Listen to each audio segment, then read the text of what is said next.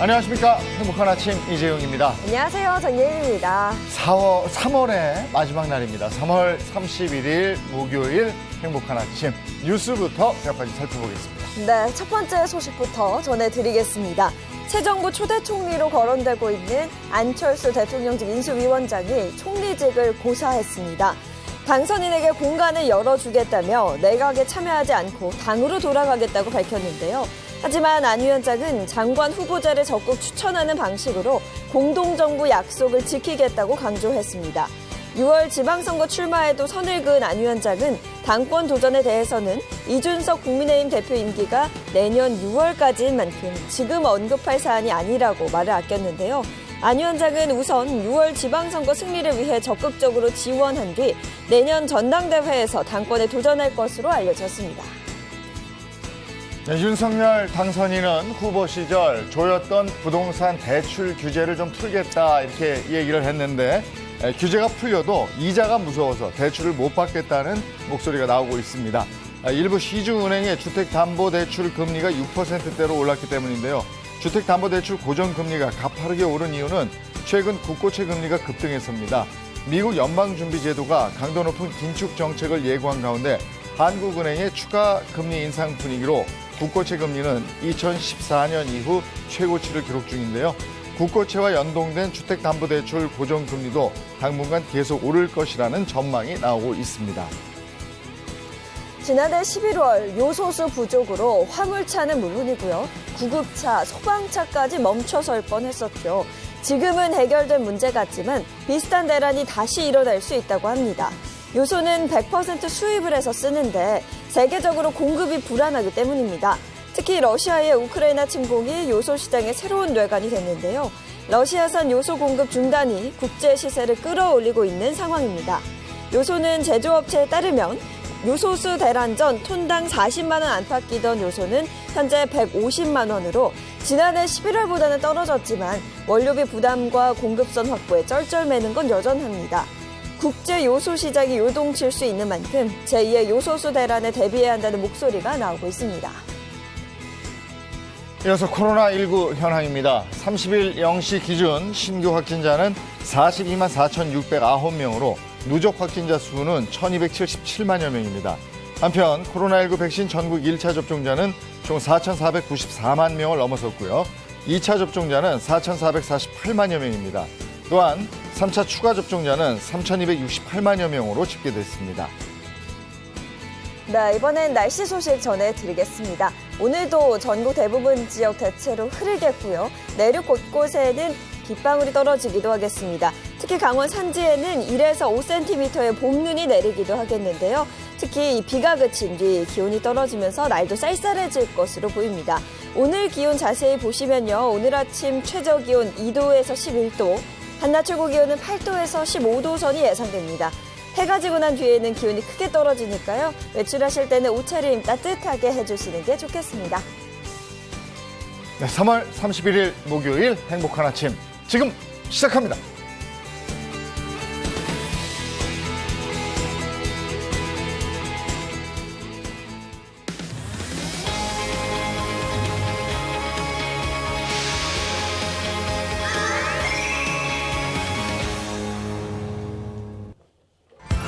돈이 보이는 경제 첫 번째 주제는요. 지역 경제 활성화에 앞장서는 기업들입니다.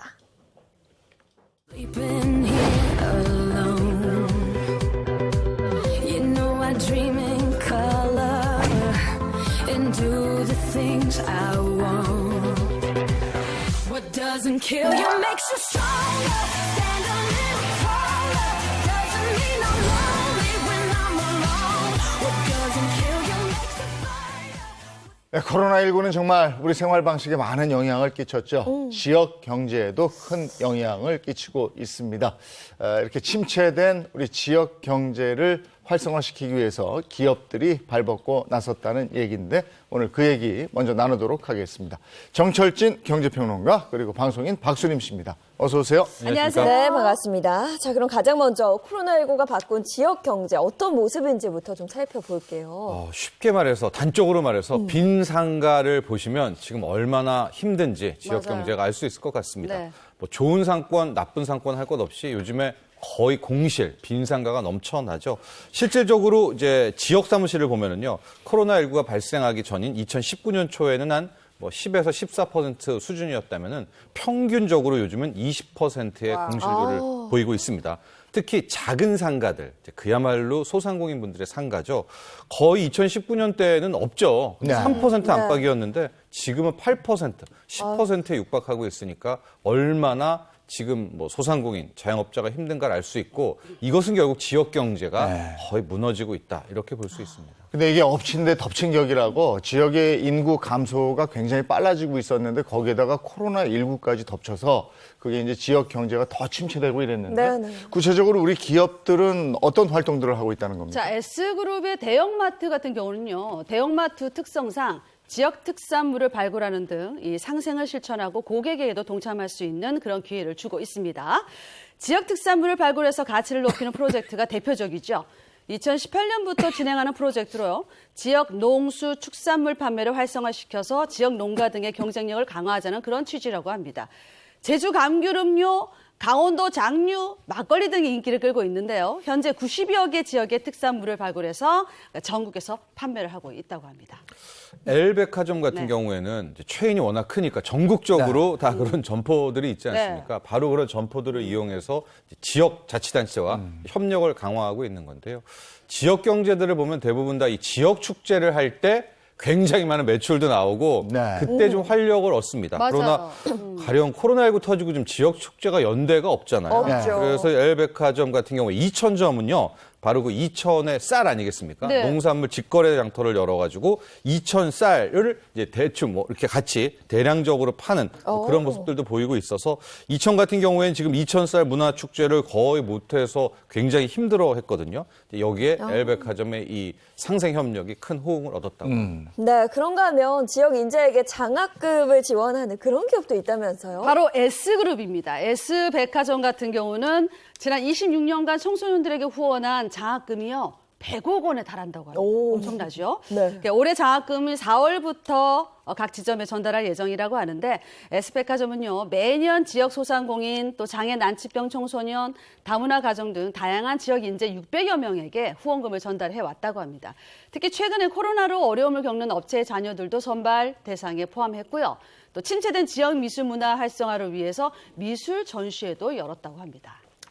이게 지역이 살아야 나라가 산다 이런 얘기가 있잖아요. 네. 우리 기업들의 이런 활동으로 우리 지역 경제가 활발해졌으면 하는 바람이 있습니다. 자, 다음 주제로 넘어가겠습니다. 돈이 보이는 경제 두 번째 주제는 없어서 못 파는 캐릭터빵 열풍 왜입니다. 끝까지 앞만 보고 달리지 더 빨리 뛰어 심장이 넘쳐나는 에너지 더 빨리 뛰어 심장이 뚫어진 생각들이 삐딱한 저 시선들이 날 자극시키고 또다시 한번 세상에 뛰어넘어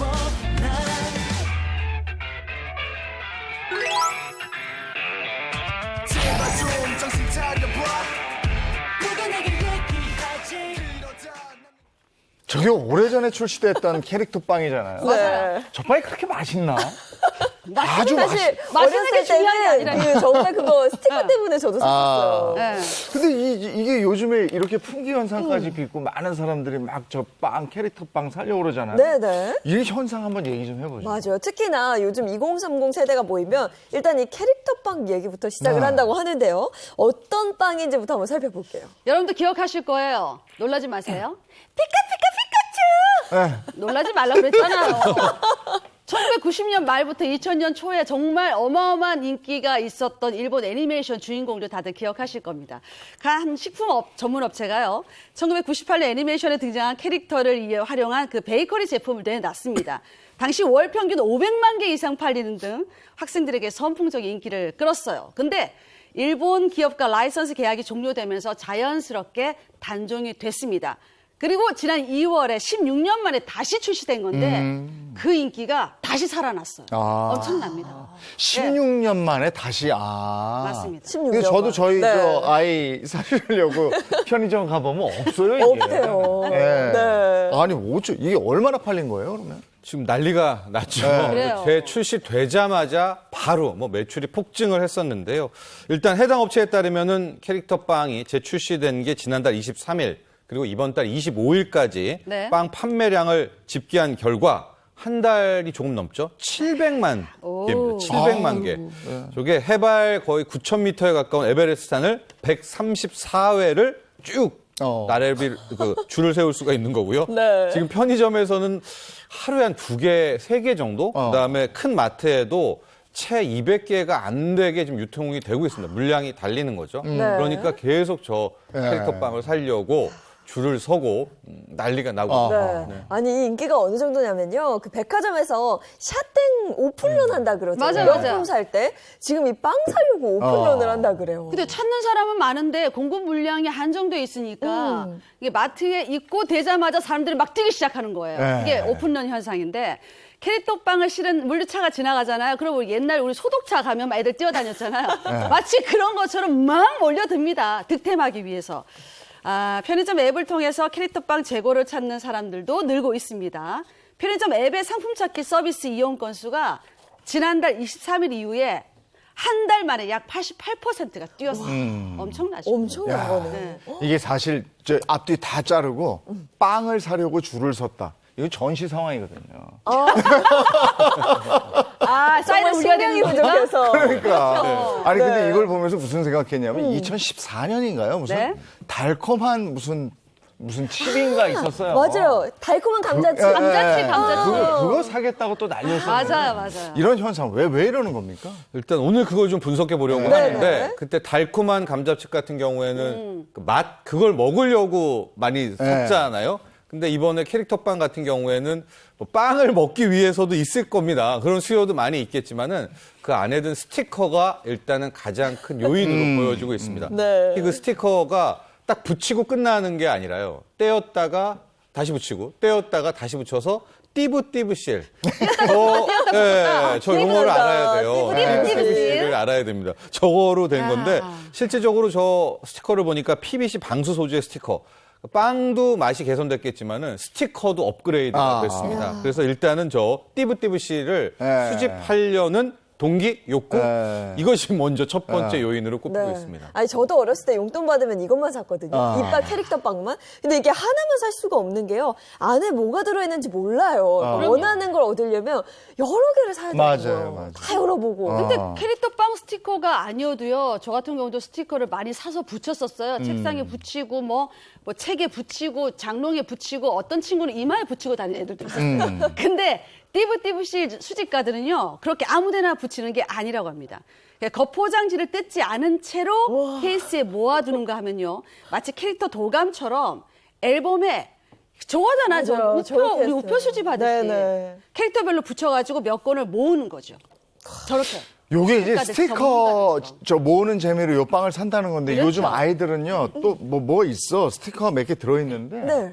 그걸 사면 거기에 또 등급이 높은 게 하나 들어있는 맞아요. 네, 때문에. 그거 때문에 찾으려고 사는 거예요. 하는 거죠. 맞아요. 근데 요거도 아마 그런 건 것도 같은데. 그렇죠. 그렇게 스티커를 모으는 추억들 네. 하나하나 뭐 업그레이드하는 그런 추억도 있을 것 같은데요. 네. 자, 근데 더욱 특징적인 것은 이 캐릭터빵의 소비층이 초등학생들만이 아닙니다. 네. 지금 오히려 MZ 세대들 20, 30까지도 이 빵의 지금 수요자로 나오고 있는데 그 이유를 봤더니 이게 16년 만에 재출시가 된 거잖아요. 어릴 때 했던 거야. 그러니까 어릴 때 했던 거에 향수. 네. 아, 내가 그때 꼬마 때 했지 하면서 또 찾아 헤매이는 그런 모습들을 보이고 있는데, 네. 그리고 또 하나가 이 캐릭터, 이 캐릭터가 네. 인기가 안 사그러들어요. 아직도 얘가 건재하거든요. 네. 그렇기 때문에 나도 유행에 뒤처질 수 없다. 이런 심리까지 또 더해진 것으로 보여집니다. 여기 있는 MZ 세대도 옛날에 했다고. 아, 나 저거 했었는데. 맞아요. 그러니까 막 네. 자랑하죠. 그 사실 레트로 열풍 불어서 막 도시락 흔들어 먹을 때 저는 그 세대가 아니어서 공감을 못 했거든요. 저도 도시락 흔들어 먹지 않았어요.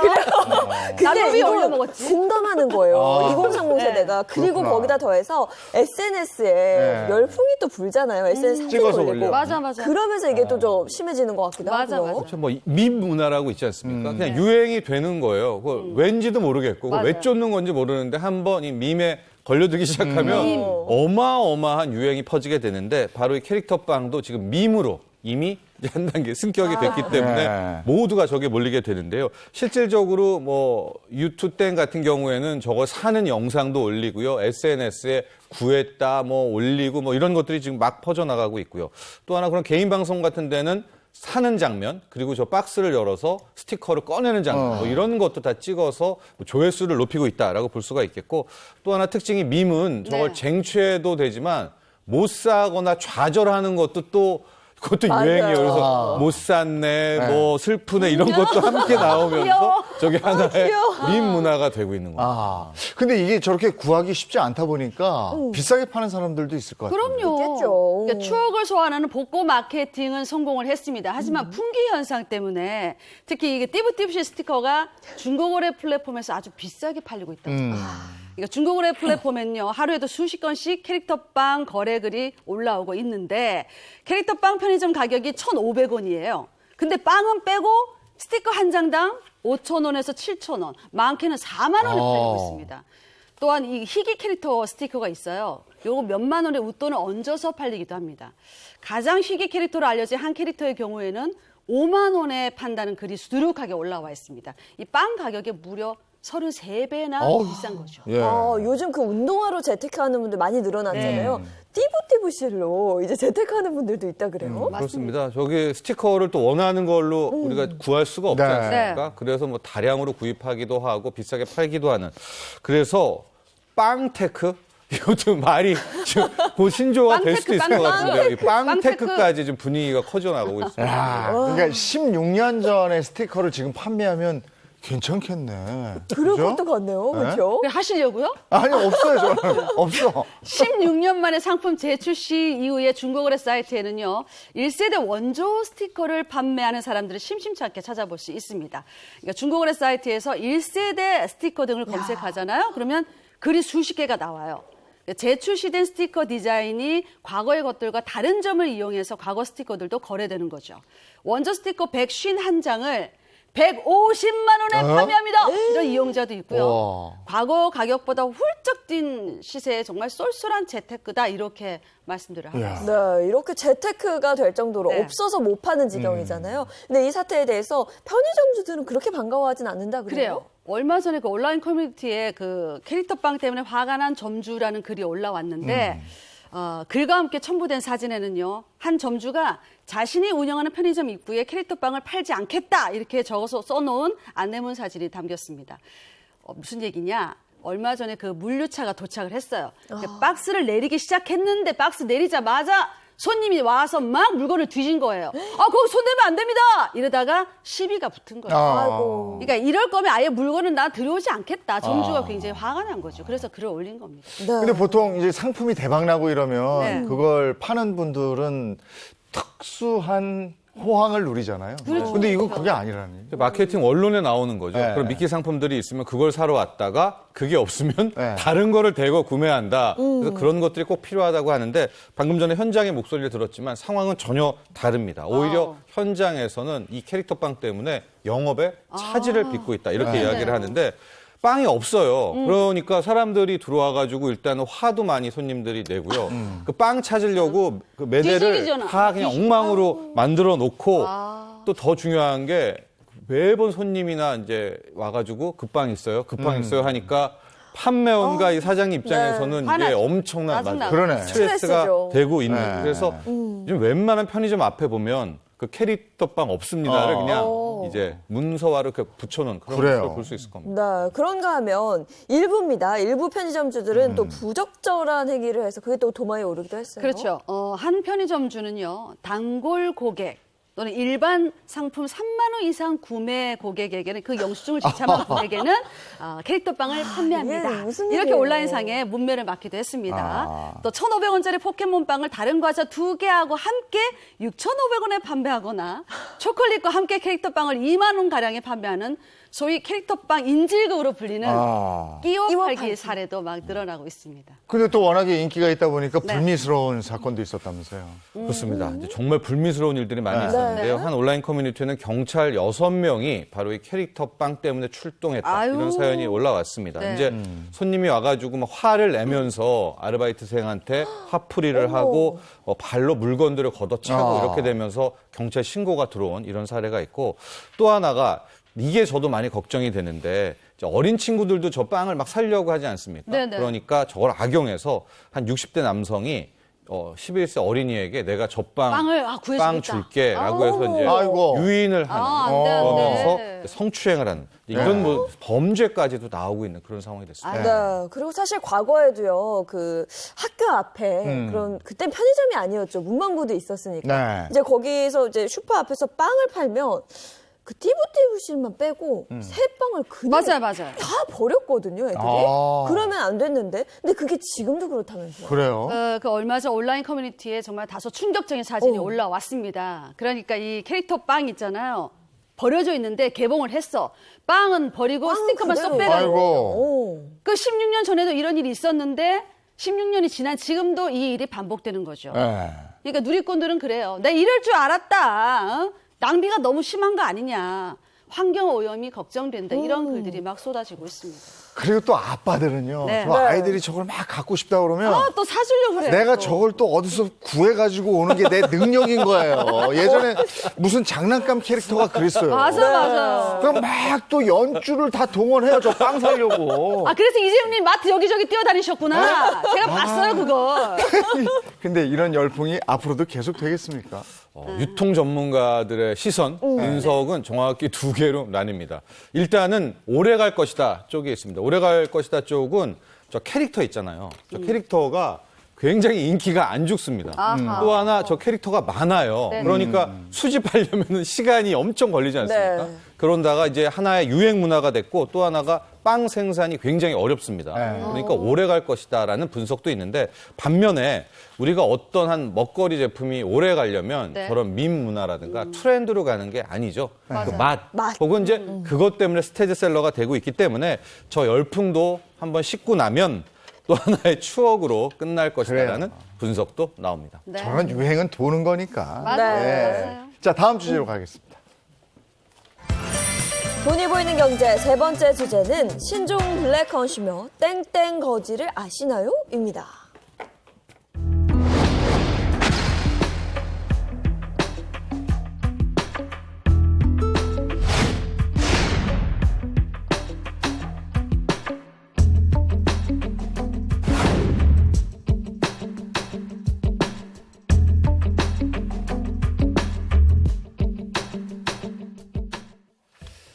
자, 뭐 멀리 갈 것도 없고요. 지난해 아파트 값이 뭐 엄청나게 오르면서 네. 이거 거기에 참여하지 못했던 사람들은 벼락거지라는 얘기 있었고요. 네네. 또 가상자산 가격이 급등하면서 거기에 투자하지 않은 사람은 무슨 코인거지 뭐 이런 얘기가 있고 이랬습니다. 그렇습니다. 그런데 최근 온라인상에서는요, 새로운 형태의 땡땡 거지가 또 등장을 해서 논란의 중심에 서고 있다고 합니다. 무슨 이유인지 이 현상에 대해서 한번 살펴보도록 할게요. 땡땡거지.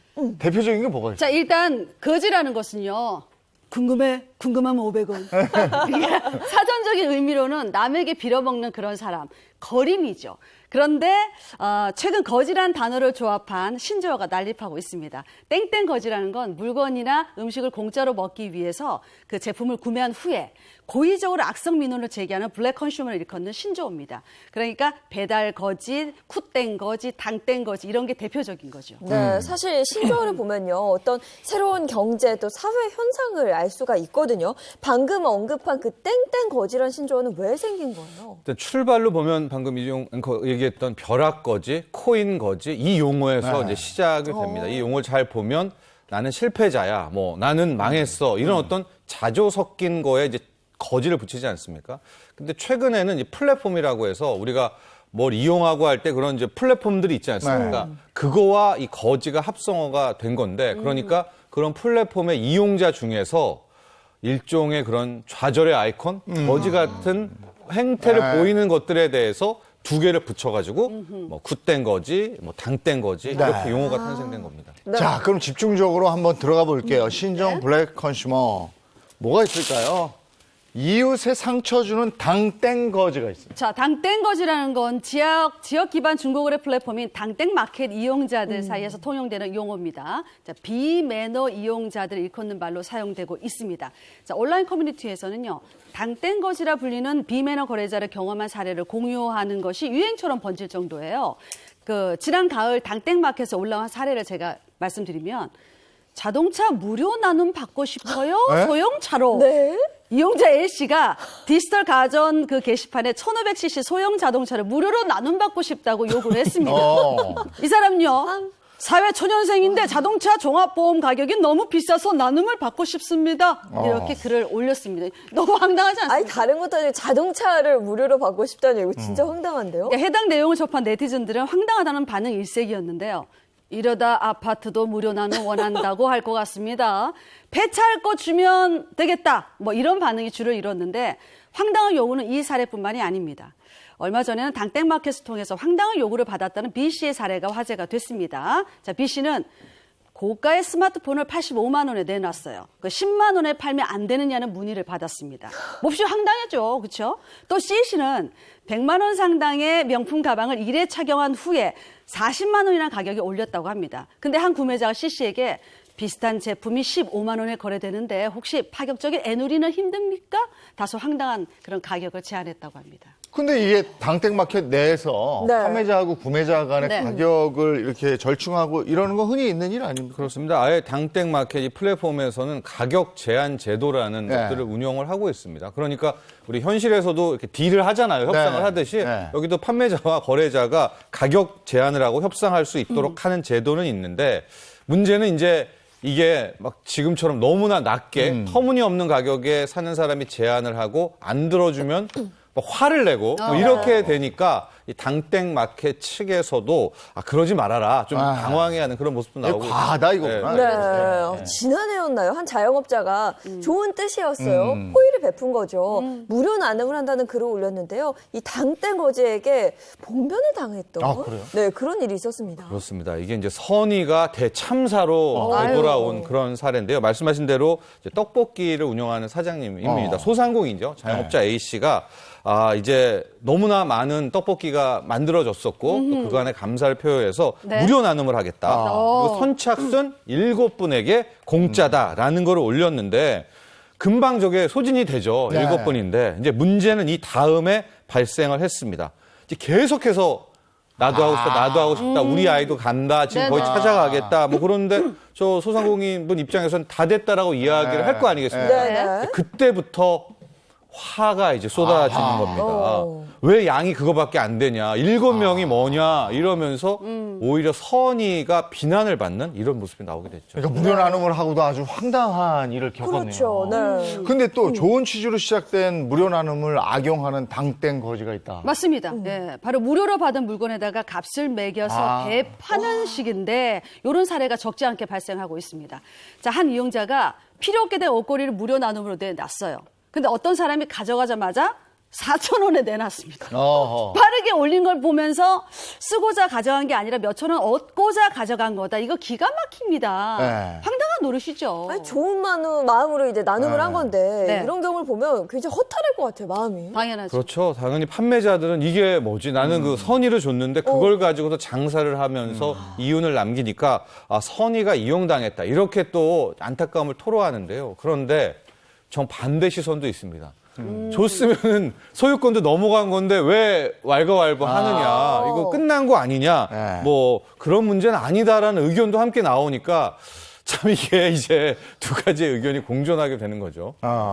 근데 저 당땡마켓 측에서는 네. 구매한 제품을 그 구매한 가격보다도 높게 책정해서 다시 되파는 거 이걸 금지하고 있다면서요? 그럼요. 당땡마켓 구매 물품을 재판매할 경우에는 가격이 같거나 아니면 더 낮은 가격에 판매를 해야 돼요. 근데 이를 위반했다 그러면 경고 등 제재 조치를 받을 수 있습니다. 근데 이를 모니터링하는 게 쉽지 않아서 근절이 쉽지 않다고 합니다. 자, 이 외에도요. 다짜고짜 돈을 빌려달라면서 채팅을 남기는 당땡거지도 있고요. 6살인데 공짜로 주세요. 나이까지 속여서 공짜로 요구한 당땡거지 있습니다. 그러니까 이런 사용 사례가 막 많이 알려지니까 이용자들의 공분이 계속 일 수밖에 없고요. 거래를 약속하고 일방적으로 시간을 바꾸는 경우도 있고 또 약속 장소에 나타나지 않는 경우도 있고 현장에서 좀 더 싸게 해주세요. 가격을 이렇게 조율하는 그런 네. 당땡 거지도 포함됩니다. 네, 사실 이 중고거래 플랫폼이 네. 인기를 끌게 된 게요. 우리 주변에 있는 이웃들과 뭔가 따뜻한 정을 거래하면서 나누자 이런 거였거든요. 이렇게 악용하는 사례는 좀 없어져야 될 것 같습니다. 맞아요. 자, 더 볼까요? 자, 두 번째. 음식 몰래 빼먹는 배달 거지. 아우 배달 거지. 이거 우리도 한번 또 다룬 적이 논란이 있었는데. 있었죠. 네. 네. 맞습니다. 최근에 배달은 대세 중에 네. 대세죠. 이 배달과 관련한 이제 두 가지 사건을 앞으로 이야기할 것 같은데요. 첫 번째 저 배달 거지는 이제 배달원, 라이더들에서 펼쳐지는 그런 문제이자 배달 사고입니다. 쉽게 말해서 이제 고객들이 음식을 주문했을 때 그 음식의 일부를 먹는 네. 그런 배달원들의 이슈, 사건을 이제 이야기를 나눠보려고 네, 합니다. 모두가 그런 건 절대 아니고요. 정말 그럼요. 일부였는데 구체적으로 어떤 일들이었는지 좀 궁금하네요. 도넛이 7개 와야 되는데 4개밖에 안 왔습니다. 이런 글이 온라인 커뮤니티에 올라왔습니다. 그러니까 근처 도넛 가게에서 배달을 시켰어요. 근데 7개 와야 되는데 4개밖에 안 온 거죠. 그러니까 이게 주문한 거에 비해서 턱없이 모자랐다 이런 주장인데 작성자는요 매장에 전화를 했습니다. 그러니까 배달원이 중간에 도넛을 빼먹었다고 합니다. 그러니까 오늘만 비슷한 일이 4번째라더라 이러면서 이 배달 사고는 결국 가게에서 다른 배달원을 통해서 새로운 도넛을 보내주면서 일단락 되기도 했습니다. 근데 이런 배달 사고가 CCTV에 고스란히 찍혀서 이게 올라와서 문제가 되고 이랬었잖아요. 그렇죠. 네. 화제가 됐었던 장면이었었죠. 이제 치킨을 시켰는데 이제 뭐 다리, 날개, 몸통이 네, 네. 다리가 한 개밖에 없는 이제 그런 기억나요. 거였었습니다. 네. 그래서 당시에 CCTV를 찾아서 그 손님이 추적을 한 거죠. 그랬더니 CCTV에서 그 배달원이 그 치킨을 먹는 이제 그런 장면이 목격이 됐었고요. 이제 배달 피해를 호소하는 이제 소비자원의 건수를 좀 보면 2017년에 한 390건이었는데 2018년에는 480건. 이후에 거의 매해 한 20% 정도 늘어났던 그런 모습이 네. 나왔습니다. 근데 저는 가장 황당했던 게 그 배달원이 인증샷을 올리는 거예요. 그 배달한 음식을 몰래 빼먹은 거 사진 찍어서 올리고 이런 경우도 있어요. 이해가 안 되죠? 네. 그러니까 스스로를 배달 대행 아르바이트생이라고 밝힌 한 누리꾼이 온라인 커뮤니티에 올렸습니다. 고객 음식을 전 중간에 빼먹지 않습니다. 미리 준비한 보온통에 담아서 퇴근 후에 집에서 맥주랑 먹어요. 이런 글을 자랑하듯이 올려놨습니다. 심지어는 배달 음식 절도 난이도를 상중하로 나눠요. 배달 음식 티나지 않게 빼먹는 팁 이런 것까지 글을 올리는 사람도 있다고 합니다. 근데 이런 일이 저 국내에서만의 문제가 아니라고 그러더라고요. 그래요? 저 해외에서도 그런 네. 일이 벌어지고 있습니다. 업주들이 막 골머리를 앓고 있어요. 미국의 한 언론사가 지난해 여름에 유명 배달 앱을 통해서 음식을 주문했다가 누군가가 뜯어먹은 것 같은 흔적이 확연한 그런 돼지갈비를 받은 사례를 보도하기도 했고요. 이 언론사가 또 미국 전역에서 해당 앱을 이용한 다른 고객들이 비슷한 불만들을 제기하고 있다고 전했습니다. 네, 이처럼 소비자 피해는 잇따르고 있는데 네. 그런데 가장 큰 문제는요. 범행 증거를 특정하기가 힘들어서 뚜렷한 해결책이 없다는 것 맞아, 같습니다. 그렇습니다. 그 소비자가 입증을 해야 되는 거고요. 아까처럼 막 CCTV를 다 달라 이렇게 해서 할 수도 있지만 네. 또 그런 여유도 소비자들이 없잖아요. 네. 또 하나 업측에서도 어떤 배달원이 그러고 아니고 하니까 구별해낼 수가 없겠고요. 이제 그래서 나온 방법, 해법. 요즘은 음식을 보시면 다 보면 알겠지만요. 저렇게 스티커로 맞아, 맞아. 공인을 하는 스티커 겁니다. 있어요. 그게 네. 이름이 안심 스티커인데 저게 일종의 자물쇠죠. 그래서 네. 안심 스티커들을 붙여가지고 좀 소비자를 안심시키는. 저 안심 스티커의 반응도 좋았고 네. 저 이후로 저런 어떤 이제 배달거지 문제들은 완전히 좀 거의 많이 잠잠해지는 좋아요. 그런 분위기도 나옵니다. 근데 저 안심 스티커로 인해서 발생되는 추가 비용을 고객한테 전가해요? 그렇습니다. 한 온라인 커뮤니티에는요, 배달 음식 새로운 추가 비용이라는 제목으로 배달 스티커를 부착할 경우에는 500원이 추가되는 내용이 올라왔습니다. 자, 작성자는요, 배달비를 받는 것도 모자라서 스티커 부착 비용 500원을 추가로 부담해야 되느냐 이러면서 배달 사고는 관리를 못한 업주 책임인데 왜 부담을 소비자에게 전가시키는지 모르겠다. 이렇게 비판했습니다. 아니 그러게요. 사실 네. 배달 사고는 음식을 주문한 사람이 아니라 그 업주가 좀 책임을 져야 되는 부분 아니에요? 그렇습니다. 이건 국회의원들이 좀 나서야 될 것 같은데 과거 우리가 중국집에 이렇게 짜장면 시켰을 때 오는 그 배달원 분은 거의 고용됐잖아요. 그렇죠. 그러니까 우리는 일련 생각하기에는 당연히 배달의 문제니까 그 업주, 소상공인이 책임져야 된다고 생각을 하겠지만 또 장사하시는 사장님들은 요즘 배달원 분들은 다 개인 사업 홀로 뛰시는 거거든요. 네. 그러니까 우리랑은 상관이 없고 배달 플랫폼에 물어봐라. 그러니까 이렇게 지금 양분이 되고 있어서 이 문제는 국회에서 빨리 입법으로 정리를 할 필요가 있습니다. 거기도 많이 시켜 먹을 텐데. 근데 또 한 가지 지적은 있어요. 소수의 일탈을 너무 지나치게 부풀리는 거 아니냐 이런 얘기더라고요. 그렇습니다. 몇몇 저런 CCTV 장면이 충격적이어서 너무나 정말 소수의 일부의 배달원의 일탈이 마치 공공연하게 이루어지는 것 같은 이제 그런 문제들도 같이 지적이 나오고 있고요. 또 하나 막 저런 항의들을 받게 되면 배달원 분들도 되게 위축이 되고 더 힘들어한다라는 그렇죠. 이제 하소연과 토로가 나오고 있습니다. 실질적으로 또 많은 전문가들은 아직까지 저런 배달원 분들, 라이더에 대한 권리 보장이라든가 안전 보장을 좀 뚜렷하게 되는 네. 규칙이나 법이 없습니다. 그걸 좀 선행해야 된다. 이런 네. 지적도 함께 나오고 있습니다. 네, 그런데 또 한 가지 이와 네. 반대되는 경우도 있는데요. 요즘은 고객이 뭐 물건을 시키거나 배달을 시켜서 먹고 환불을 요구하는 이런 경우도 있다고 합니다. 네, 자. 그래서 한번 볼게요. 뭐가 있냐면요. 받았지만 안 받았습니다. 굿땡 거지가 있어요. 그렇죠. 국내 유명 온라인 쇼핑몰의 이름을 딴 굿땡 거지. 자, 코로나로 비대면 배달이 늘어나면서 눈살을 좀 찌푸리게 하는 그런 블랙 컨슈머를 일컫는 신조어입니다. 직접 전달하는 그런 대면 배달과는 달리 비대면 배달 같은 경우는 그 문 앞에다가 걸어놓고 벨 누르고 그냥 가시잖아요. 네. 이런 점을 악용해서 돈 안 내고 배달 음식을 먹기 위한 황당한 경우까지 잇따르고 있습니다. 거지를 넘어서 그냥 도둑 수준인 거죠. 이거. 그렇죠. 네. 근데 이 굿땡거지 논란에 불을 지핀 그런 사연이 있었어요. 그렇습니다. 이제 배달 관련해서 이번엔 소비자들이 이걸 악용하는 이제 그런 아유. 문제인데요. 한 온라인 커뮤니티에 배달 기사분이 올렸던 글입니다. 이제 배달도 다 완료했고요. 다 끝난 겁니다. 그랬는데 이로부터 30분 후에 배달이 되지 않았다.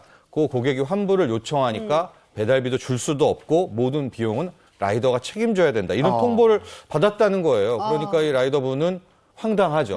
그래서 다시 올라간 겁니다. 그래서 오피스텔의 CCTV를 확인을 했는데 자, 여기서 충격적인 장면이 나오는 거죠. 네. 이제 배달을 다 완료를 하고 15분 뒤에 한 남성이 등장을 하면서 저 음식을 들고 횡행 사라져 버립니다. 예. 그러니까 근데 저 원래 배달하려고 했던 그 주문했다고 하는 그 집은 문이 안 열려요. 안 열려 있고. 그러면은 몰랐다는 뜻 아니겠습니까? 그렇죠. 그러니까 바로 저 사람이 이제 범인이 범죄를 저지른 거죠. 아니 그런데 그러니까 이제 시킬 때 다른 주소로 시켜놓고 네. 거기에 간 걸 가지고 가지고 오는 와서 거예요? 해놓고 자기한테는 안 왔다고 저쪽에다가 환불해달라. 막 이제 하는 거예요. 네. 야 이거는 아닌데. 근데 이 배달 기사분 입장에서는 얼마나 황당하겠어요. 내가 분명히 주문받은 걸 가져다 줬는데 그렇죠. 그게 또 사라졌고 이러면 진짜 억울할 것 같은데요. 그렇습니다. 뭐 쿠땡을 비롯한 대부분의 저 플랫폼들이 저런 배달 사고가 났을 때 모든 그 증명은 라이더 배달 기사가 해야 된다라는 정책, 고객 위주의 정책을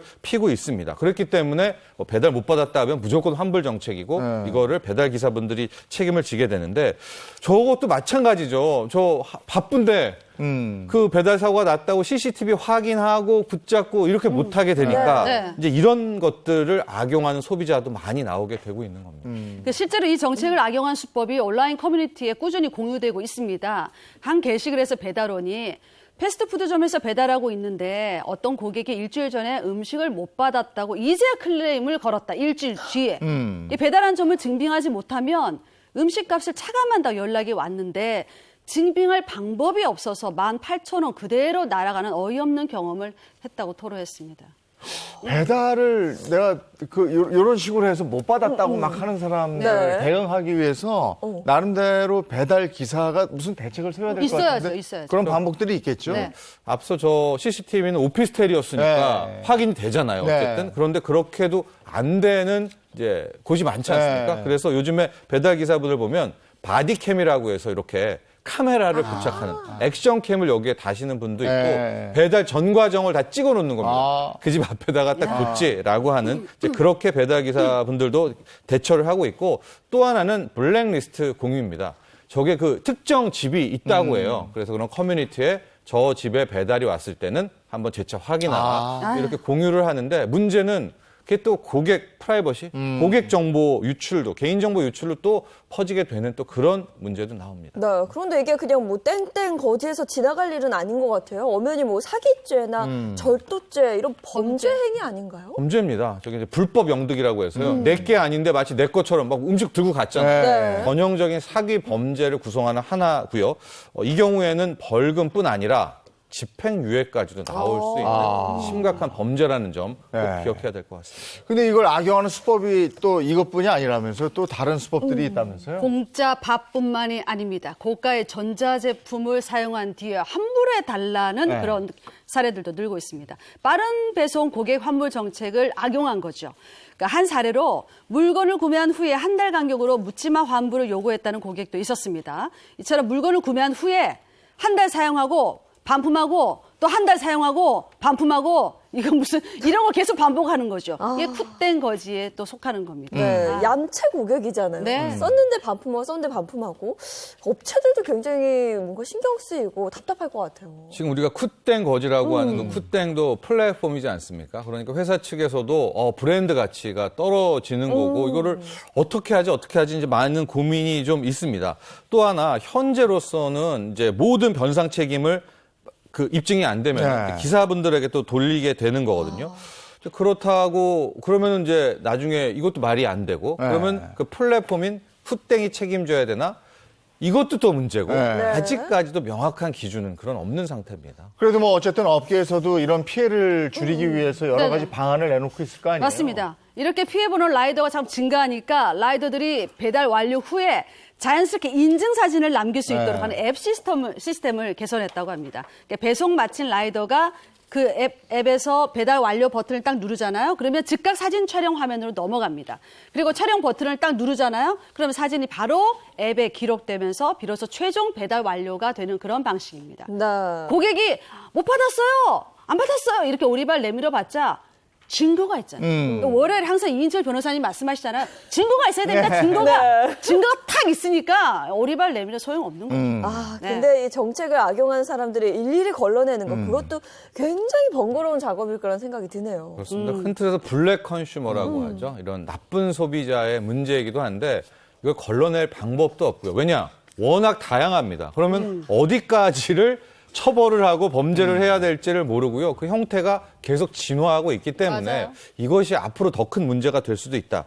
또 앞편에서는 그렇기 때문에 저런 플랫폼들이 너무 소비자 위주로 가게 되면 또 블랙 컨슈머들이 막 더 욕구가 생기겠죠. 이걸 악용하려는. 그렇죠. 그렇기 때문에 그런 접점에 찾는 그런 어떤 그 정책이 필요하다. 또 하나가 지금 우리가 배달 문제만 다뤘지만 요즘에 배달 플랫폼 관련해서는 악의적인 리뷰입니다. 좀 자기가 화가 난다고 막 그 리뷰를 나쁘게 쓰는 거예요. 근데 이거 어떻게 할 방법이 없죠. 네. 자기가 썼다는데 이런 문제들이 많이 나오고 있기 때문에 앞으로 새롭게 이 배달 플랫폼이 가는 우리 와중에 우리가 함께 고민해야 될 문제이기도 합니다. 네. 네. 요즘 논란이 되고 있는 신조어에 대해서 알아봤는데 하필이면 왜 이렇게 땡땡 거지라는 거지. 단어가 들어가는 거죠? 궁금하면 500원. 궁금하면 500원. 네. 신조어들을 보면 요즘엔 다 센 어감, 센 것들을 좋아하고 있기 때문에 그런 것들을 표현하는 말 중에서 가장 센 게 뭘까요? 거지라는 거지예요. 거기 때문에 네. 아마도 그런 신조어가 나오지 않았나 또 이렇게 보여주고 있습니다. 네. 이게 우리도 쓰면서도 참 허탈하고 맞아요. 그리고 또 뭐 쓴웃음 짓게 되고 이러잖아요. 네. 예. 자, 오늘 여기까지 하겠습니다. 고맙습니다. 고맙습니다. 사건 사고 24시 오늘 주제는 비 오는 날 사라진 5명의 여성과 한 남자입니다.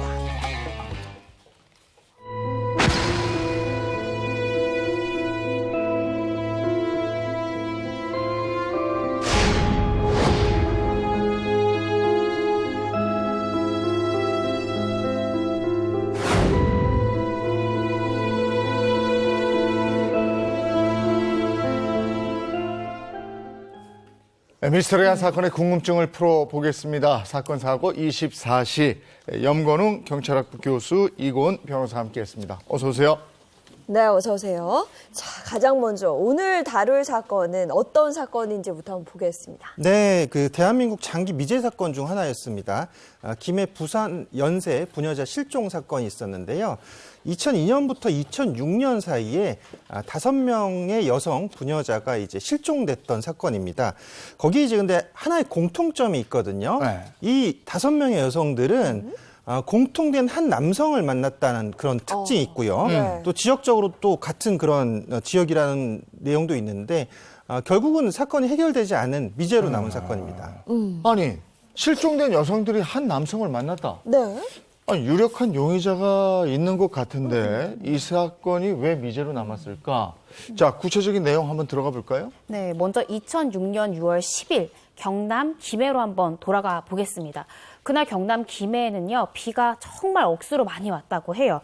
비가 추적추적 많이 쏟아지고 천둥 번개까지 치는 그런 요란한 날이었는데 그날 오후에 보험사 회계사로 근무했던 40대 후반의 A씨는 부푼 마음으로 집을 탁 나서는데요. 현금 4천만 원을 가슴에 탁 품고 이제 집을 나오게 됩니다. 그리고는 현금 인출기를 들려가지고 200만 원의 현금을 또다시 인출을 하는 거예요. 그리고는 다시 본인의 승용차를 타고 철교를 건너서 어딘가를 이동을 하는데 그리고는 더 이상 자취를 발견할 수가 없었습니다. 그리고 그날 한 자정쯤 됐을 때 A씨의 휴대폰이 갑자기 꺼지는 거기까지가 지금까지 발견된 정황 증거의 모든 것입니다. 네, 현금 4천만 원을 가지고 있었고 추가로 200만 원을 또 인출을 했어요. 4,200만 원 들고 사라진 건데 단순 가출이었을 가능성은 없나요? 일단은 그 지금 말씀하셨던 부분에 힌트가 있는 것 같아요. 네. 일단 큰 돈을 가지고 나갔다. 근데 실종되었다. 네. 이 부분에서 사실 여러 가지 의문점이 들 수밖에 없는데 특히 이 가정에 고3 아들이 있었다는 거예요. 네. 근데 보통 고3 아들이라고 하면은 신경 쓸 부분이 많잖아요. 그 부모가 자리를 비우는 경우는 사실 거의 없다고 봐야 되는데 이런 부분에서도 사실은 남편이 굉장히 좀 의심을 많이 했다라고 해요. 가출할 이유가 아무것도 없는데 그리고 큰 돈을 갖고 나갔다는 것. 이런 것들이 결국은 어떤 강력범죄에 연루될 가능성이 있지 않을까라고 우리가 의심해야 될 부분이라고 볼 수 있죠. 네. 아니, 그렇다면 실종과 관련된 단서는 없었나요? 그러니까 남편이 아내가 딱 실종되니까 네. 지인들한테 수소문한 거예요. 갑자기 아내가 바람처럼 사라졌잖아요. 네. 근데 이상한 말을 하나 듣습니다. 이 A씨가, 실종된 A씨가 뭔가 사업 관련된 얘기를 계속 꺼냈는데 지인한테 이런 말을 했다는 거예요. 야, 나 임대차, 덤프차 임대업을 좀 하면은 한 달에 250만 원 정도는 안정적으로 벌 수 있다고 한다.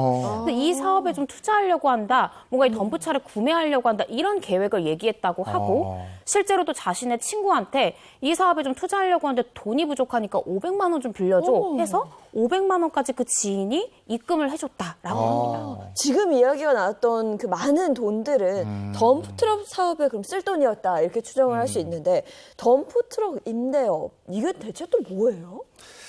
일단은 그 덤프트럭 사업을 해서 큰 돈을 이제 벌 수 있다 이렇게 얘기를 하는 것 같아요. 그래서 결국은 뭐 지금 이 비용을 통해서 뭐 이렇게 약간 뭐 한 달에 한 250만 원 정도 이 정도 수익을 낼 수 있다 이렇게 얘기를 하고 있는데 결국은 이런 그 투자금의 목적으로 일단 그 돈을 가지고 나갔던 상태에서 실종됐다고 볼 수가 있죠. 네. 어쨌든 지금 보면 덤프트럭 운전기사 홍 씨? 이 홍 씨 외에는 의심스러운 사람이 없는 거잖아요. 그렇죠. 이 A씨의 오랜 지인 중에는 네. 덤프트럭 관련된 운전기사였던 홍 씨가 있었는데 이 홍 씨 관련해가지고 좀 뭔가 수상한 점이 있었어요. 그러니까 남편이 뭔가 이상한 거야. 이건 단순한 가출이 아니다 싶어서 부인이 실종되고 나서 한 이틀 정도 지났을 때 경찰에 실종 신고를 합니다.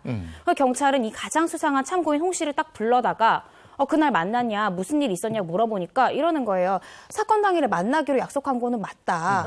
근데 그날 당일날 연락이 안 돼서 결국에는 만나지 못했습니다라고 당시 경찰한테 이야기를 하고 경찰은 몽 씨가 만나지도 않았다라고 하고 어떤 혐의점을 특정할 만한 더 이상의 증거가 없다 보니까 그대로 뭐 집으로 돌아가시라 할 수밖에 없었죠. 네. 그런데 며칠 뒤에 상황이 또 급반전이 됐다면서요? 맞아요. 이 A씨가 실종된 지 4일밖에 지나지 않았을 때요. 이 A씨가 실종됐을 때 탔던 그 차량이 밀양시에 있는 한 농로에서 발견이 됐는데 차량의 모습이 좀 심상치가 않았습니다. 네. 지금 화면에서 보시는 그 설명과 같이요. 차량의 앞뒤 번호판이 다 훼손이 됐고요. 누군가 장갑을 끼고 차 안을 훼손한 흔적이 발견이 됐고요. 또 저희가 짐작 가능하다시피 그 A씨가 현금 4천만 원, 인출한 200만 원에서 총 4,200만 원 들고 갔잖아요. 네. 그 4,200만 원도 사라지고 A씨의 물건도 모두 다 없어진 상태였고요. 네. 네. 그리고 참 신기한 게 그 조수석 시트에 네. 혈흔까지 발견이 됐습니다. 아이고, 그러면 A 씨한테 무슨 일이 일어났다는 건가요? 네, 맞습니다. 일단 그 홍 씨가 이제 보험을 하면서 10년 넘게 이 홍 씨를 앓고 있었거든요. 네. A 씨가요. 그래서 결국은 같이 있었던 흔적들이 있는데 근데 이 A 씨 같은 경우에 당일날 사라진 과정을 지켜봤더니 휴대전화가 일단 꺼져 있었다고 해요. 네. 그리고 또 그 배터리를 이제 강제로 분리한 그런 흔적들이 보이고 또 범행에 어떤 관련성이 있다라고 보여지는 게 차량이 발견됐는데 이 조수석에서 혈흔이 발견됐단 말이죠. 그래서 결국은 이 범행 장소가 차량 아닐 가능성이 좀 높아 보였다. 그리고 네. 현금이 당연히 사라진 그런 상황이었기 때문에 차량 안에서 벌어진 범죄라고 봤을 때는 결국은 이 범죄는 이제 면식범일 가능성이 좀 높아 보이는 상황입니다. 네. 그런데 이 사건이 또 반전의 연속입니다. 경찰이 A씨 실종과 관련해서 놀라운 사실을 또 발견하게 되죠. 네, 경찰이 A씨 차량 발견하니까 뭔가 좀 석연치 않잖아요. 그래서 이건 단순한 실종 사건이 아니다. 이건 강력 사건일 수 있다 해가지고 수사에 본격적으로 착수를 하게 됩니다. 그래서 A씨 차량이 발견된 곳부터 역추적해가지고 이동 경로를 CCTV를 좀 다 따보니까요. 네. 놀랍게도 그 A씨가 사건 당일에 동승자가 있었던 거예요. 네. 그리고 그 동승자는 다름 아닌 참고인이었던 홍 씨였던 홍 씨. 것으로 밝혀졌습니다. 그러면 실종 당일에 A 씨를 만나지 못했다, 안 만났다, 이거는 거짓이었네요. 거짓말이네. 그러니까 홍 씨가 그랬잖아요. 못 만났다고 그랬잖아요. 네. 알고 보니까 그게 거짓말이었어요. 심지어는 그 A 씨가 집을 나서서 한 30분 뒤에 ATM기에서 돈을 200만 원 인출했다라고 말씀을 드렸는데 인출할 때도 그때 홍 씨가 같이 있었고요. 인출한 돈을 가지고 A 씨가 다시 차에 타가지고 철로를 건너갈 때도 CCTV에 분명히 그 차에는 2명이 타고 있었습니다. 근데 참 희한한 게 그 차가 5시간 지나서 돌아올 때는요. 그 차에는 A씨 차잖아요. 네. A씨는 없고 참고인 홍 씨만. 어허. 홍 씨만 운전해서 돌아오는 장면이 네. CCTV에서 확인이 됐습니다. 그러면 당연히 그 사이에 뭔가 일이 있었다는 거네요. 그렇죠? 네, 맞습니다. 이제 경찰이 집중적으로 수사를 하다 보니까 이 홍 씨가 잠적을 해버립니다. 그래서 이제 경찰은 홍 씨가 유력한 용의자라고 생각을 하고서 공개 수배로 전환을 하게 되는데요. 그래서 이제 그 홍 씨의 집을 이제 수색을 해봤더니 거기서 이제 옷가지 하나가 나왔는데 거기 혈흔이 발견된 거죠. 그래서 이제 당연히 국가수에서 이 부분을 감식을 했고요. 근데 이 혈흔이 사실은 그 피해자의 혈흔이다라는 것이 밝혀졌어야 되는데 이 혈흔을 이제 지웠던 흔적이 있어요. 네. 그래서 누구의 혈흔인지는 밝혀지지 않았기 때문에 결국 이 부분이 좀 이제 장기 사건으로 전환되는 그런 상황입니다. 하하.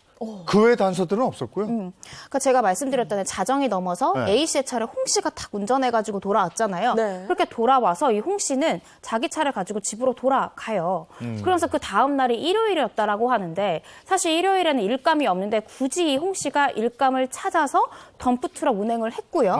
운행을 마치고 나서 저녁 7시 반경에 이분이 갑자기 그 A 씨의 차를 찾아서요. 그 차를 운전해서 22km를 달려가서 밀양에 있는 한 농로까지 갑니다. 네. 그러니까 이 차량을 훼손했던 게 홍 씨인 거예요. 씨네요. 홍 씨가 미리 딱 자기가 준비해놓은 도구로 차량 앞뒤판을 다 떼고요. 그리고 그 안에 있었던 그 A 씨 관련한 보험 서류며 물건이며 다 태워버려요.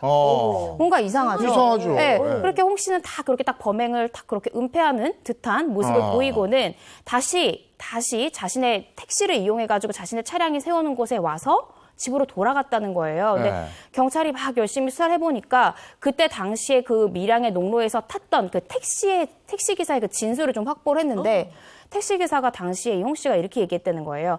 제가 친구들이랑 술 한잔해서 택시를 탔습니다. 이렇게 얘기를 했는데 막상 그 홍 씨가 차 안에 탔는데 술 냄새는 전혀 나지 않았다라고 택시기사는 진술을 했습니다. 네. 그러면 궁금한 게 A씨가 현금을 가지고 있었잖아요. 이 돈의 행방은 어떻게 된 거예요? 그렇죠. 여러 가지 지금 증거들이 부족하다 보니까 이 돈의 행방을 우리가 알아내야 되는데 그 A 씨의 돈을 갈취했던 홍 씨가 여동생에게 2,400만 원 정도가 든 비닐봉지에 든 돈을 이제 맡겼다라고 해요. 그래서 이 돈을 여동생은 이제 은행에다 갖다 맡겼는데 은행 여직원 얘기로는 네. 이런 얘기를 하는 거예요. 돈다발이 젖어 있었다. 이렇게 얘기를 하는데 이 사건 당일날 비가 많이 왔던 날이기 때문에 여기에 이제 연관성이 분명히 보이죠. 네. 혐의가 굉장히 짙어 보이는데 그러면 이후에 홍 씨는 어떻게 됐습니까? 경찰이 체포했습니까?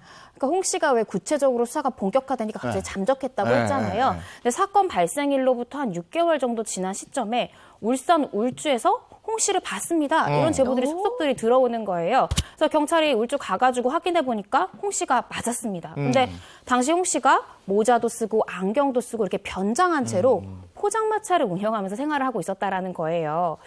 그것뿐만 아니라 참 희한한 게 홍 씨가 가명을 썼고요.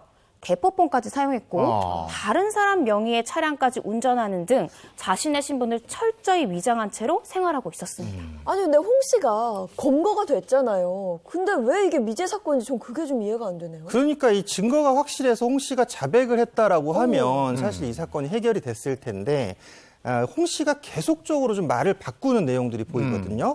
그래서 처음에는 그 만났냐 안 만났냐를 물어봤을 때 나는 만나지 않았다라고 했는데 이 부분을 좀 다시 추궁을 했던 거죠. 그래서 다시 또 말을 바꿉니다. 그래서 같이 있었는데 그 A 씨가 차 열쇠를 꽂은 채로 어디론가 갔다, 돌아오지 않았다. 그래서 자기는 기다렸는데 자기가 좀 의심받을 것 같아가지고 차량을 훼손한 후에 자기는 버렸다. 이렇게 주장을 했던 거죠. 아니 그런데 증거가 다른 게 있잖아요. 그 집에서 혈흔이 있었던 맞아. 게 네네. 옷이 있었잖아요. 네. 그럼 그거를 추궁하면 얘기를 하지 않았을까요? 그러니까 경찰도 그 부분이 사실은 피 묻은 바지가 네, 발견이 됐잖아요. 그 네. 집에서. 이 부분은 뭐냐. 네 말이랑 좀 다르지 않냐. 막 추궁을 했더니 갑자기 홍 씨가 저 10분만 좀 시간을 주세요. 갑자기 그러더니 생각에 잠긴 거예요. 그러더니 시간이 탁 흐르고 나서 갑자기 입을 딱 뗐는데 제가 사실은 괴한한테 습격을 당했습니다. 라는 조금 앞뒤가 맞지 않는 말을 꺼냅니다. 그러니까요. 네. 그럼 무슨 얘기인 거 했더니 그때 당시에 제가 A 씨랑 같이 차에 있었던 거 맞는데요. 괴한 3명이 저희를 습격을 했습니다. 그래서 그 괴한이 나를 폭행을 하고 A 씨를 납치해 갔어요. 이렇게 또 진술을 번복해버린 거예요. 그러니까 네. 저도 물론 아직 홍 씨가 뭐 이 사건은 미제 사건이고 특정되진 않았어서 저도 말씀드리긴 조심스럽지만 말이 계속해서 바뀌고 그 주장 내용도 좀 석연치가 않다라는 생각은 듭니다. 네. 근데 보통 괴한의 습격을 받았다라고 치면 경찰에 신고하는 게 우선이고요. 아니면 조사받을 때 사라졌으니까 A 씨가 그 얘기를 먼저 했었어야 되는데 갑자기 10분의 시간을 달라라고 생각을 한 뒤에 그 말을 했다는 게 좀 그렇죠. 의심스럽네요. 맞아요. 네, 맞습니다. 보통은 이제 경찰에 신고를 하게 되죠. 네. 근데 이 홍 씨의 얘기로는 4시간 동안 자신은 멍하니 앉아 있었다 이런 얘기를 하고 있어요. 그래서 너무 의심스럽잖아요, 사실. 그러니까 경찰 입장에서는 이 부분에 대해서 이제 거짓말 탐지기를 동원합니다. 네. 수차례 검사를 했는데 여기서 이제 거짓말 이렇게 이제 결과가 나온 거죠. 아, 그래요? 오. 네. 그러니까 사실은 이것이 이제 결정적인 이제 어떤 스모킹 건이라고 볼 수가 있거든요. 네. 결정적 증거라고 볼 수는 있지만 사실 이제 이게 법적으로 효력이 없어요. 근데 또 놀라운 사실이 새롭게 드러난 게 있다면서요. 맞아요. 저희가 서두에 이게 연쇄 실종 사건이라고 말씀을 드렸잖아요. 지금 저희는 피해자 A 씨만 말하고 있는데 A 씨 사건이 언론에 보도된 다음에 나 비슷한 유형의 사건 알고 있습니다라는 제보가 속속들이 들어오는 거예요. 그러니까 피해자가 A 씨가 아니었습니다. 연쇄 사건이었어요. 그 제보 내용을 보니까 홍 씨를 만나고 나서 사라진 여성이 비단 A 씨가 아니라요. 2002년부터 2006년까지 그 4년의 기간 동안 A 씨를 제외하고 실종된 여성이 4명이 더 있었어요. 그리고 그들의 거주지도 4명이 김해에 살고 있었고 1명이 부산에 거주했습니다. 네. 그러면 가장 먼저 발생한 사건이 보니까 2002년 사건인데 어떤 사건이었나요? 이 사건이 이제 연쇄 사건이다라고 우리가 가정을 하면 사실 첫 번째 피해자일 가능성이 높거든요. 2002년 3월에 김해에 살던 이제 B 씨였는데 어머니한테 이제 식당에 일하러 나간다 하고 나갔어요. 근데 자기 수중에 이제 남편과 이혼하면서 받은 위자료하고 아들이 어깨를 다쳐서 받았던 보험금 4,200만 원이 있었습니다. 근데 이 돈과 함께 실종이 된 거죠. 근데 이 B 씨가 또 이 홍 씨를 알고 있었다는 점이에요. 야, 그러면 또 덤프트럭 사업한다 뭐 이런 얘기까지 했나? 그거까지 있었으면 똑같은데. 맞아요. 근데 여기서 끝이 아니었어요. 네. 2년이 흐르고 나서 2004년 6월에 김해에서 또 40대 여성 C씨가 실종이 되는데요. C씨 역시 아파트 담보금 그리고 또 보험금 명목으로 4,850만 원을 가지고 4천만 원. 집을 나간 뒤에 액수도 행방불명이 다 됐어요. 비슷해요. 비슷하죠. 근데 C씨 역시나 주변에다가 내 덤프트럭 사업에 투자한다라는 얘기를 했다라는 거예요. 그리고 나서 7개월이 지난 2005년 1월 20일 부산 금정구에서는 덤프트럭 사업에 5천만 원을 투자한 D씨가 동업자를 만나러 가겠다라고 말한 뒤에 사라졌는데 그 동업자가 다름 아닌 홍씨였어요.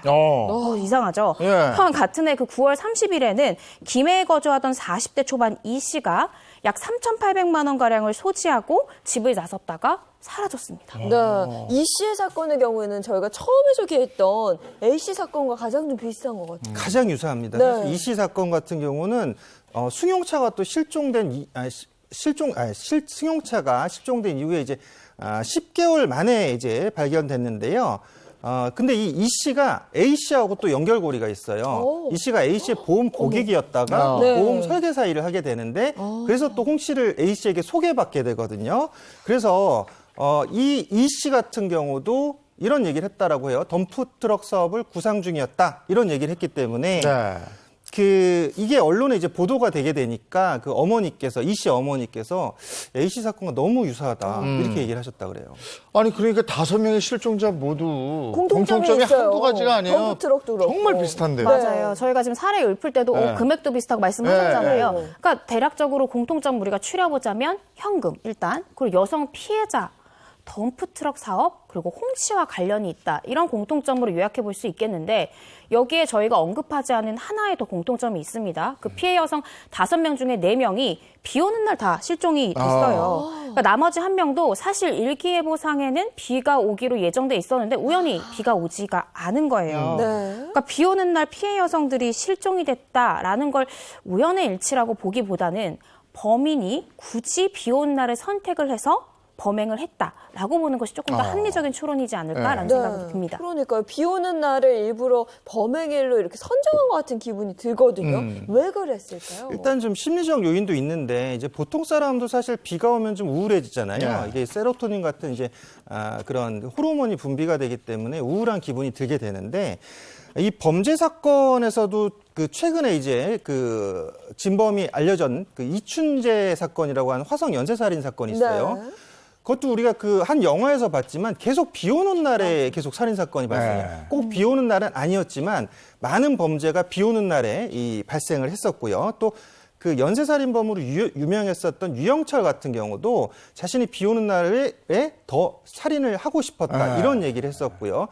그 강호순 같은 경우도 있거든요. 강호순도 흐리거나 비 오는 날에 이제 더 그 범죄를 저지르는 경향이 있었는데 그러니까 이게 이런 심리적인 영향을 이런 살인범들이 받기도 하지만 또 추가적으로 뭐 환경적 요인이라든지 또는 상황적 요인에서 검거될 확률이 좀 적어진다. 그런 부분도 작용을 하죠. 네. 아니 그러니까 비 오는 날은 일단 사람들이 왕래를 많이 안 하고 그렇죠. 또 이런 거 CCTV 이런 것도 잘 안 찍힐 거다 이렇게 생각하는 거 아니에요? 맞아요. 교수님 말미에 지금 언급하셨잖아요. 네. 발각될 가능성이 조금 낮아진다. 네. 이게 뭐냐면은 진짜 비 오는 날 우리 잘 밖에 안 다니잖아요. 네. 날 좋을 때보다는 인정이 확실히 드뭅니다. 그리고 사람들이 다 우산을 쓰고 다니니까 시야 확보가 용이하지 않으니까 앞에 지나가는 사람 얼굴도 잘 못 보는 경우가 굉장히 많고요. 또 빗소리가 워낙에나 크다 보니까 범행에 관련된 소리가 빗소리에 묻히기가 굉장히 쉬워요. 네. 그런 점을 다 종합해봤을 때 범죄자가 굳이 어떤 날씨를 선택한다라고 하면 비 오는 날을 선택할 가능성이 대단히 높을 것 같고요. 또 한 가지 저희가 생각해봐야 되는 게 만약에 범인의 직업이 비가 오는 날 아예 할 수 없거나 비 오는 날 하지 않는 직업일 경우에는 굳이 그 날을 선택할 가능성이 있다라고 추론을 해볼 수 있을 것 같아요. 맞아요. 생각해보면 그 덤프트럭 기사의 경우 비가 오면 공사 현장이 쉬잖아요. 네. 그럼 쉬는 날이 되는 거잖아요. 그렇게 되네. 공통점이 있는데요. 또 실종 직후에 이상한 전화가 걸려왔다는 그런 공통점이 또 있다면서요? 맞아요. 그 마지막에 실종됐던 A씨를 네. 제외하고 나머지 피해 여성 4사건에 대해서는 다요. 실종되고 나서 일정 시간이 지나고 나서 이상한 전화가 왔다는 거예요. 한 남성이 굉장히 무미건조하고 드라이한 말투로 그 실종자랑 헤어져라. 그 친구 살아있다. 이런 식으로 가출인 것처럼 공중전화를 이용해서 전화가 왔다는 게 가족들의 공통된 진술인 거예요. 참 이상하다는 생각이 드는데 이건 아마도 범인이 이게 실종 사건이 아니라 단순 가출로 보이고자 하는, 그러니까 수사에 혼선을 빚고자 하는 목적으로 보이고요. 이런 점을 종합적으로 고려를 해보면 이 범인은 사전에 철저하게 준비된 범행일 가능성이 대단히 높다 이렇게 보입니다. 네, 사실 이 사건이 미제 사건이긴 합니다만 홍 씨에게 의심스러운 점이 한두 가지가 아니거든요. 그 후에 경찰 수사는 어떻게 펼쳐졌나요? 뭐 홍 씨에 대한 그 심증은 사실 매우 강력했죠. 네.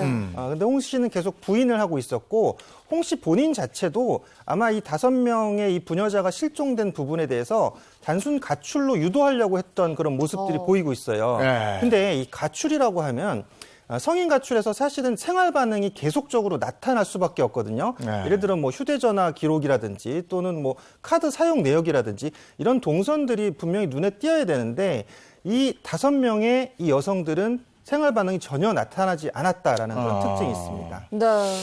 그러면 살해됐을 가능성이 높아 보이는데요. 네, 저도 사실은 그렇게 생각이 돼요. 그러니까 말이 시신이 발견되지 않아서 연쇄 실종 사건이지 네. 사실상 연쇄 살인 사건이지 않을까라는 생각이 듭니다.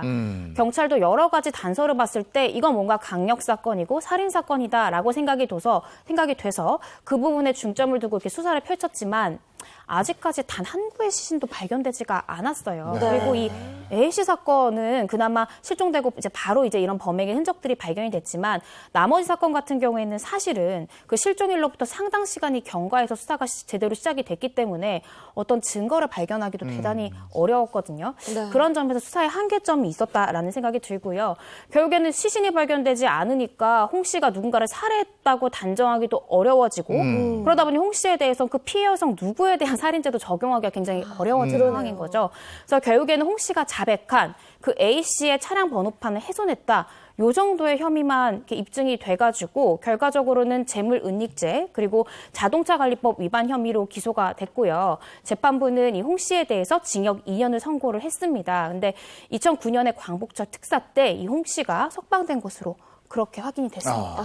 그리고 또 이 홍 씨가요, 경찰 수사를 받은 이후에 김해, 부산 이 지역에서 비슷한 사건이 다시 일어나지 않았다고 합니다. 이 점 역시도 많은 의미를 담고 있는 게 아닌가 이런 생각이 좀 듭니다. 근데 이게 지금 들을수록 이게 한 사람을 향하고 있는데 그렇죠, 네. 이게 미제 사건으로 남은 이게 안타까운데요. 네. 예, 참 안타까운 사건 중에 하나인데요. 그러니까 사실은 홍 씨에 대한 그 심증은 확실하죠, 사실은. 뭐 결정적이라고 볼 수가 있는데, 근데 이 사건을 해결하려고 하면 법의 심판을 받게 하려면 물증이 있어야 됩니다. 네. 확실한 증거가 있어야 되는데, 이 확실한 증거라는 것은 살해 사건의 확실한 증거라고 하는 것은 이제 피해자의 시신, 또 혈흔, 살해 도구 이런 것들이 있었어야 되는데 전혀 발견되지 않았다라는 점.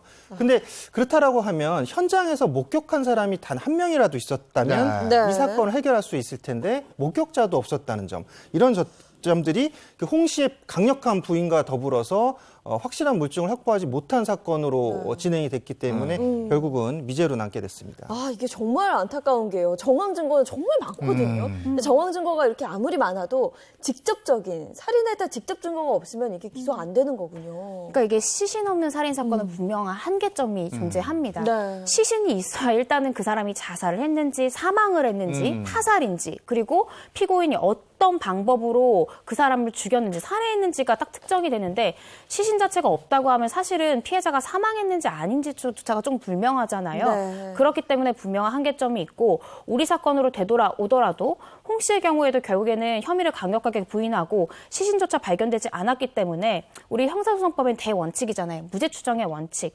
그상 살인죄로 기소한다고 하더라도 무죄 판단이 나올 수 있기 때문에 검찰에서는 홍 씨에 대해서 살인 혐의를 이렇게 인정을 해서 기소하기는 대단히 어려웠을 것으로 보입니다. 시신이 있어야만 살인죄가 성립이 돼서 그 살인죄에 대한 죄를 물을 수가 있는 네. 건가요? 그러니까 반드시 그런 건 아니에요. 여러분도 기억하시겠지만 2010년 부산에서는요. 쉼터 여성 살인 사건이라고 있었어요. 그러니까 쉼터에 있었던 피해자한테 내가 너 일자리 알아봐줄게, 일자리 구해줄게 하면서 유인해서 살해하고 시신을 화장한 사건이 있었는데 이 사건은 물론 화장이 됐으니까 시신은 없었습니다. 그렇지만 대법원에서 다 유죄 판결이 났어요. 왜냐하면 이 시신이 화장됐다는 건 뭐예요? 피해자가 사망했다는 건 분명히 입증이 되는 거잖아요.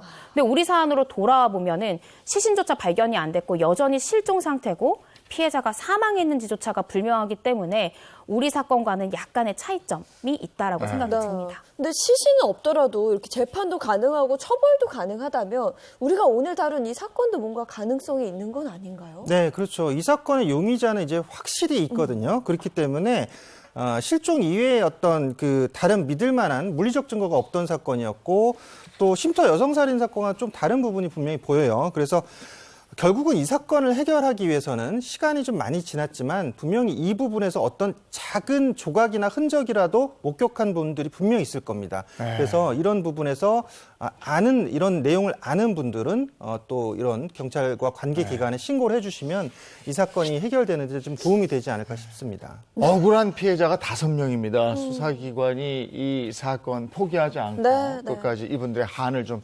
풀어줬으면 하는 바람입니다. 사건 사고 24시였습니다. 고맙습니다. 고맙습니다. 참 빨라요. 3월의 마지막 날입니다. 오늘이 내일부터 이제 4월이고요. 네, 정말 봄이 왔고요. 3월의 마지막 날. 한 해가 또 이렇게 확 지나가는 게 아닌가 이런 생각이 듭니다. 3월 마지막 날 마무리 잘 하시고요. 저희는 내일 아침 7시 30분 더 알찬 소식 가지고 돌아오겠습니다. 행복한 아침, 행복한 하루 되십시오. 고맙습니다. 고맙습니다.